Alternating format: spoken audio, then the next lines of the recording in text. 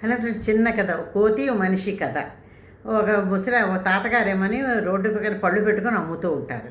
మనవడికి రోజు తీసుకొచ్చి ఆ పళ్ళు ఎలా అమ్మాలి, ఎలా చెయ్యాలి ఏమిటన్నీ ట్రైనింగ్ ఇస్తుంటారు. ఇలా చక్కగా మనవడు కూడా అన్నీ శ్రద్ధగా ఉంటుంటాడు. ఓ రోజు వచ్చి ఒక కోతి, ఎక్కడి నుంచో కోతి ఒకటి పరిగెట్టుకుని వచ్చి ఒక అరటిపండు పట్టుకొని పరిగెట్టి వెళ్తుంది. వెళుతూ ఉంటేనేమో మనవడు వెనకాల పరిగెట్టే కోతి నా అరటిపండు పరిగెడుతున్నాడు. అప్పుడు తాతగారు అంటారు, మనవడా వెళ్ళకు పరిగెట్టుకు, ఇలా రా, వెనక్కిరా అంటారు. వెనక్కి వచ్చేస్తాడు. వెనక్కి వచ్చి, ఎందుకు తాతగారు అలా పిలిచారు? అదే ఒక మనిషి అరటిపండు దొంగతనం చేసుకొని వెళితేనేమో మీరు ఊరుకుంటారా? వాడు వెంటబడి కొట్టి దెబ్బలాడి తీసుకుంటామో డబ్బులు వసూలు చేస్తాం కదా, మరి కోతిని ఎందుకు మీరు వదిలేశారు అంటే, కోతికి ఏది మంచో ఏది చెడో తెలీదు, అందుకని దానికి ఎప్పుడు ఆకలిస్తే ఎక్కడ ఏది దొరుకుతుందో అది పట్టుకొని పారిపోయి తినడం దాని అలవాటు. కానీ మనిషికి అన్నీ తెలుసును, ఇది మంచి, ఇది చెడు, ఇది దొంగతనం, ఇది అల్లరి చేయడం, ఇవన్నీ తెలుసును. కానీ మనిషి కావాలని చేస్తాడు.